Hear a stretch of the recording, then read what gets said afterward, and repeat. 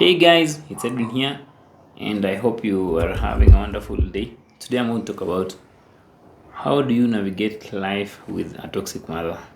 Like, how do you survive? Let's say you have a toxic relationship with your mom, and leaving is not an option. Let's say you don't have money. Let's say you are in a country where you're not allowed to leave, you can't just leave, or let's say you are sick. Because the thing is, we mostly discuss the importance of leaving a toxic relationship, but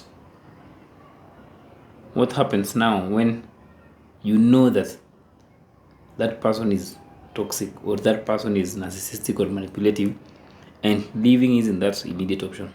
So there's normally this gray area where you are aware of their abusive ways, you are aware that your parent is toxic or your partner is toxic, and you're even aware of their toxic behavior, and you can't just leave yet. As I've said, because of various reasons like lack of enough support, or fear and intimidation, or lack of a solid exit plan, or financial constraints. You may not have a job, or you may be dependent on them, like financially, or you may still be having this hope that they will change, or just environmental challenges. So how do you really survive? And when I say survive here, it means that living with them, but protecting your mental health. So it's very, very important. Like, you're still with them, they are doing all those things to you, manipulating you, emotionally abusing you, verbally abusing you, but you're still protecting yourself. And this is what this video will be all about. Just some strategies which can help you live under the same roof with that manipulative person. Yes, it's not easy. It's not easy to live under the same roof with someone who's manipulative and conniving, like a toxic mother, because of course they'll greatly affect your mental health, and they'll greatly make you doubt yourself and even ruin your self-esteem.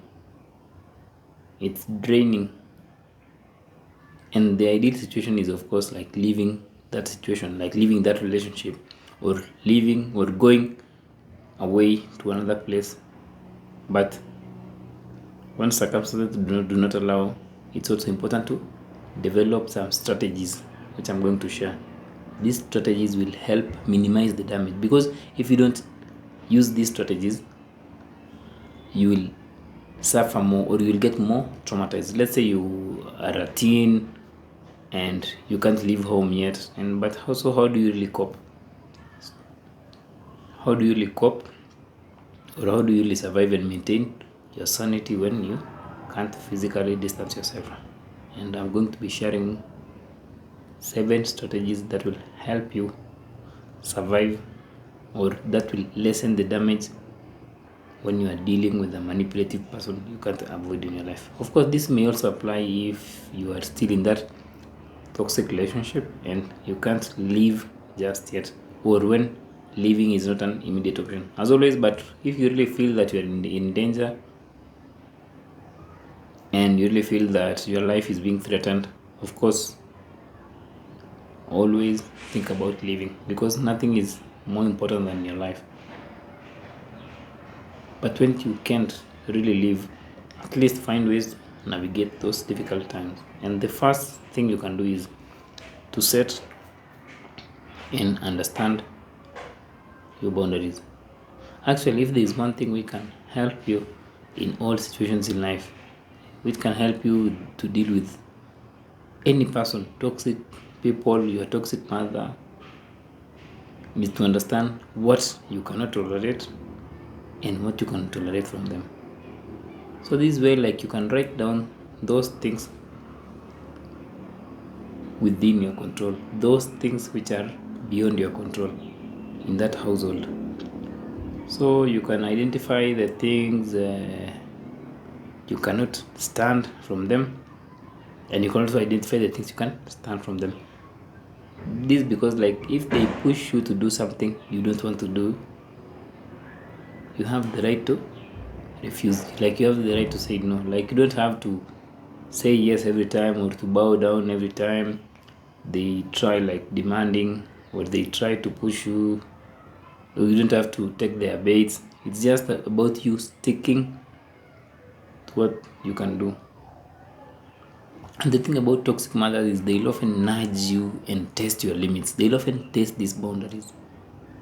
Of course, through their unrealistic demands, they may say something like, I want you to wash this house 20 times or repeat again. So when you don't really understand your boundaries, or when you don't understand those things, you can't go beyond. You may find yourself constantly bending over backwards to please them, or bending over backwards to avoid upsetting them. But when you know your boundaries, at least you'll be having a baseline to make your decision, or a baseline to say no. So it's important to understand that having boundaries is more of your personal choice. Yes, it's your personal choice. And of course, if you're dealing with a toxic mother, you shouldn't expect them to respect your boundaries. They will not respect your boundaries. They'll keep crossing and crossing. But now it's your job to stick to those boundaries and maintain them where possible, because at times actually you can't really maintain them because you're in the same roof, because they're still controlling you, like financially, like you're still financially dependent on them. But having this understanding will just help you, and also having this understanding of your boundaries will help you recognize what's within your control. So when those negative thoughts arise, like the negative thoughts like you are to blame for their stress, you are to blame for their anger, or for something you've done, when you look at your boundaries, you'll use it as a frame of reference to understand that actually you are never to blame for what they did or for them feeling that way. So you won't fall prey to their unrealistic expectation or to their emotional manipulation, because you know there's only so much you can do. But when you don't know what you're supposed to do, when you don't know what's within your control, you'll find yourself thinking that everything in that household is your problem. And if you're unfamiliar with this concept of boundaries, actually, you can take some time, research about it, and learn about it, and write them down. So know them, understand them. When your mind tries to feed you with negative thoughts, you go back to your boundaries as a frame of reference. The second thing that will help you live peacefully with a toxic mother is you have to have zero expectations. Like you have to drop any expectations you have. The thing about expectations is, even in all areas of life, is you always prime yourself for frustration and disappointment. So you might expect like your toxic mom to understand your illness, to understand that you don't have a job, to understand that it's your birthday, to understand that you worked so much the previous day, or you to understand that they have to provide you because she's your mother. No, it's never the case. Once someone starts like verbally abusing you, once someone starts like emotionally abusing you or treating you with contempt and hate, it's important to see those people for who they are and not who you wish they were. Of course you wish that they were really this beautiful mom, this caring mom, but see them for who they are. Like lower the importance you give to those abusive mothers and see them for their abusive actions. Don't see them for this illusionary loving mother you wish they were. No, see them for their abusive actions. When you see them for their abusive actions, it will reduce the hurt they inflict upon you, because you know that they are abusive. You're not seeing them as a loving mother who's hurting you. No, you're just seeing them as someone who's abusive. And lowering your expectations also means that you accept that your mother may never change. Like your mother may never change her toxic behaviors, and that's also okay. It's not your job. Like you're not waiting for that epiphany or that glimmer of hope for them to change their behaviors. No, you are simply protecting yourself by having zero expectations. The third thing that will help you is practicing self-care.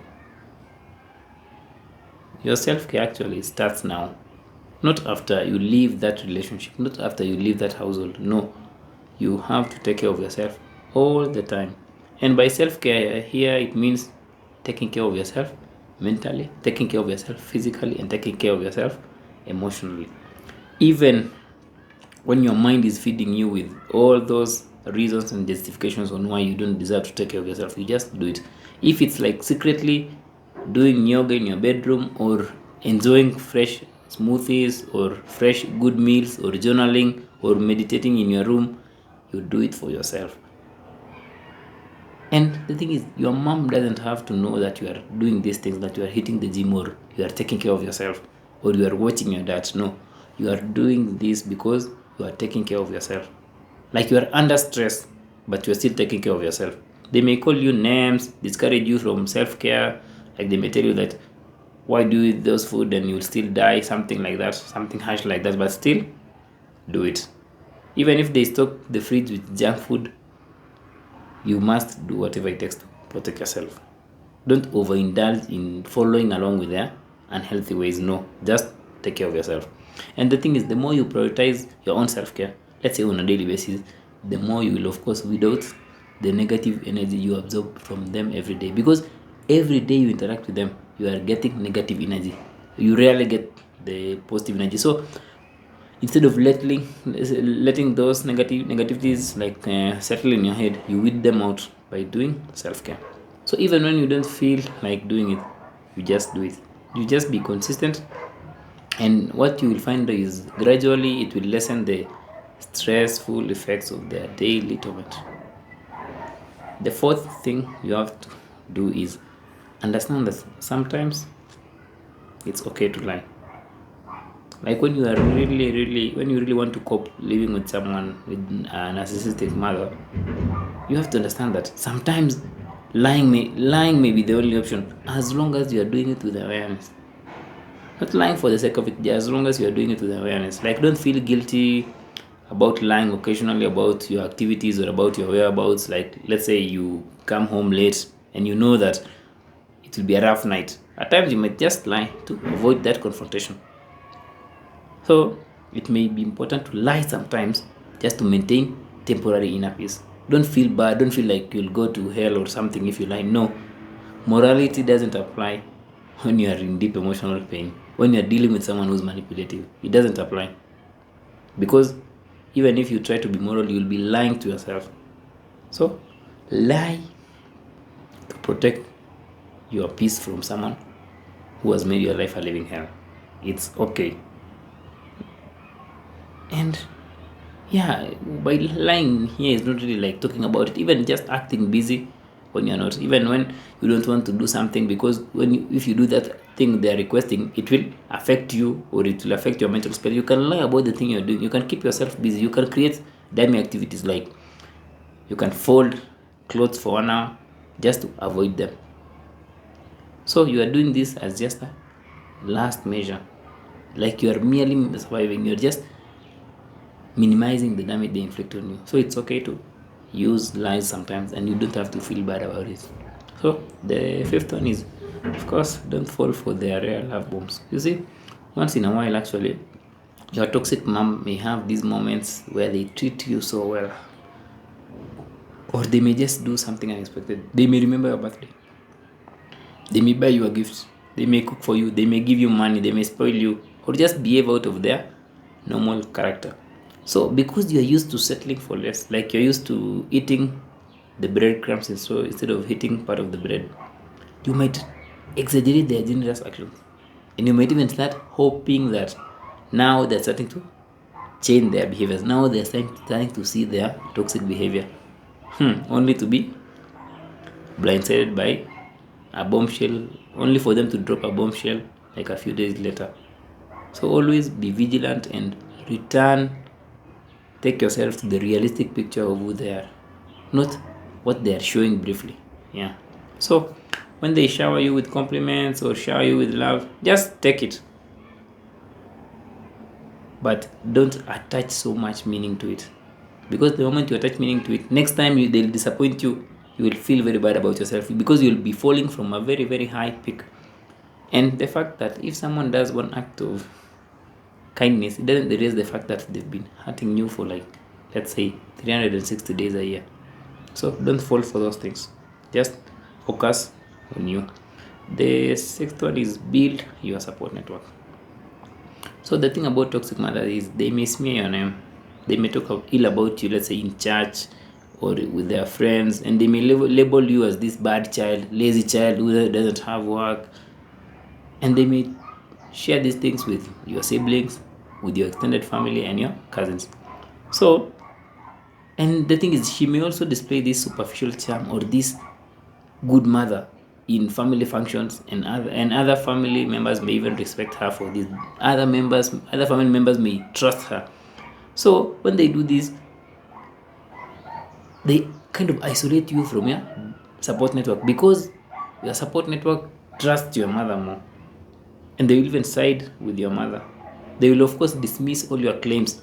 Let's say if you go to one of your siblings or one of your cousins and tell them, hey, I want to leave home, let's say my mother is hurting me, of course they will dismiss those claims. Or let's say if you go to your favorite aunt, who may be also your mother's close friend, they won't keep that decision to themselves.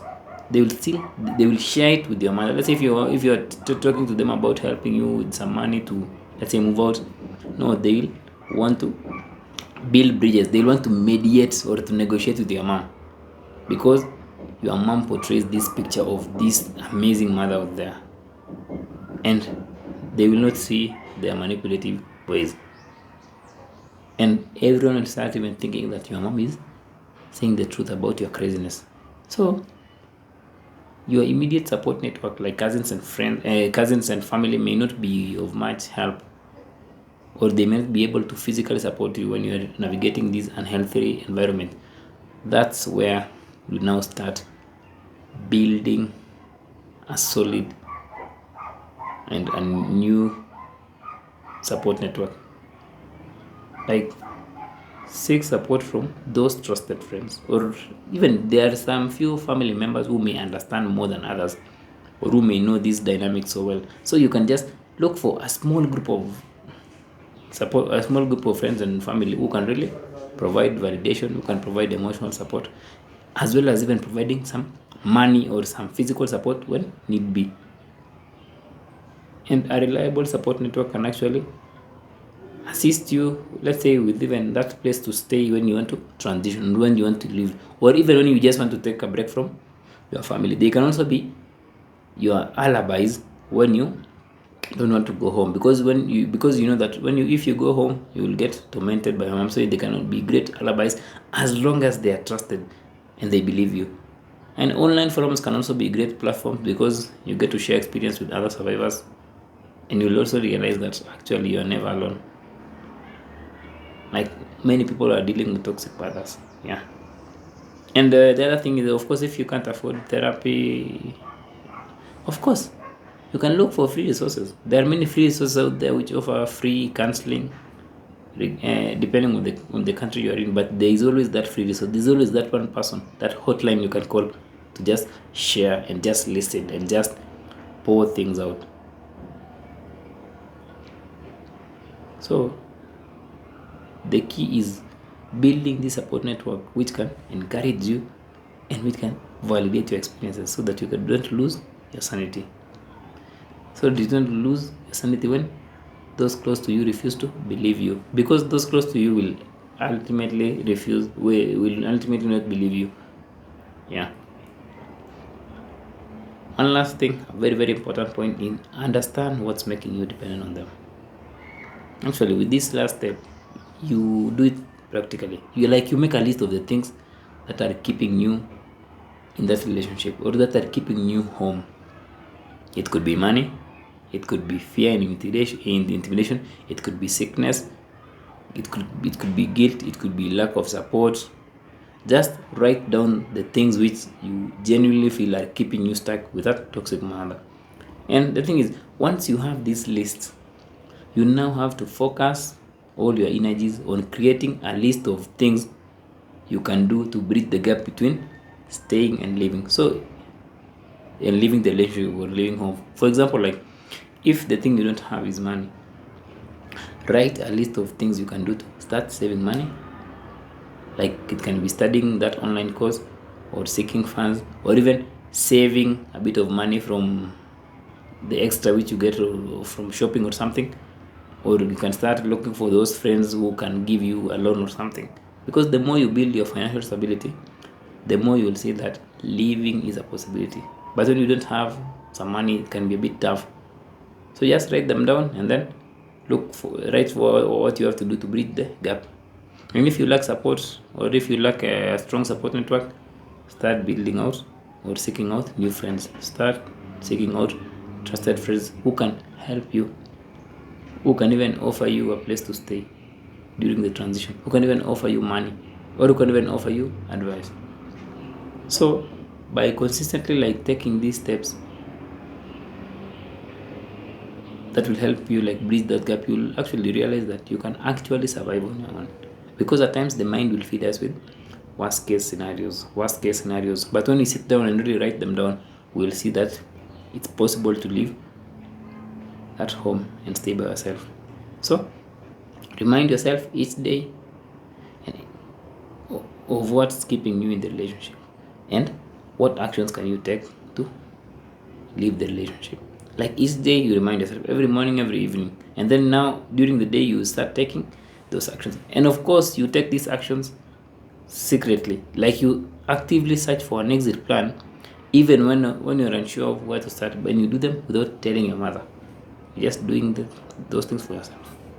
So in conclusion, like surviving a toxic relationship with your family, like let's say your toxic mother, is not easy, but you can actually take small steps I've listed above to protect yourself from further harm. Because if you don't take those steps, you'll soak in more negativity, you'll soak in more pain, you'll be traumatized. And the other thing is, just because someone is family, just because someone is your mother, doesn't mean that you have to stick with them, doesn't mean that you have to love them or be with them forever. No, that's just why you're conditioning. And when someone is hurtful to you actually and brings harm into your life, it's best to, as I've said, to look beyond the labels and focus on their actions. Look beyond that label of my mother and focus on their actions. And of course, you have to remember that nothing is more important than your mental and emotional well-being. It should come in front of anything else, because without that, you're not there. You're just in pain. And even though, like, let's say your mother has taken care of you in the past, like she can say like she raised you and she's feeling that way because of her past painful circumstances, or you don't have to leave. No, even regardless of their past, that doesn't give them the right to see you as a doormat or to treat you with toxicity. And your awareness of our toxicity gives you this opportunity to break these generational cycles. Because if you don't break that cycle, you'll still carry that cycle to your son, to your daughter, and it will continue. But if you rise up, because you are now aware, if you rise up and work on yourself, you are showing your family lineage that all those generational things end with you. It's like you're creating a loving environment for future generations. Like you're building a foundation for future generations, not for the old generation. No, you are building for the new generation, for your children, for your cousins, and you are becoming like this beacon of hope for others who may be unaware of what they are going through. Because actually many people go through this, but those few who get lucky and start learning about these things, don't stop there. Just keep working on yourself. And of course your situation may be unique or different, but it doesn't mean that you lose hope. No. If there's one person who deserves hope, it's you. So you keep holding on to that hope, keep breathing, because one day you will find your way out. Hope you found that informative, guys, and if you hope you found those strategies helpful. Until next time, have a nice day.